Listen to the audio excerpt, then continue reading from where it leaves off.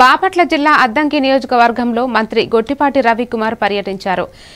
పంగలూరు మండలంలోని తూర్పు తక్కెళ్లపాడులో 20 లక్షలతో నిర్మించిన ఎస్సీ కమ్యూనిటీ హాలును ప్రారంభించిన అనంతరం ముప్పవరం క్యాంపు కార్యాలయంలో 147 మంది లబ్ధిదారులకు 1.40 కోట్లకు పైగా విలువైన సీఎంఆర్ఎఫ్ చెక్కులు పంపిణీ చేశారు. లబ్ధిదారులకు రాజముద్రతో నూతన పట్టాదార్ పాస్ పుస్తకాలను తరతరాల నుంచి వచ్చే ఆస్తి హక్కు పుస్తకాలపై ఉంటే తండ్రి ఫోటో ఉండాలని, లేకుంటే రాజముద్ర ఉండాలి అన్నారు.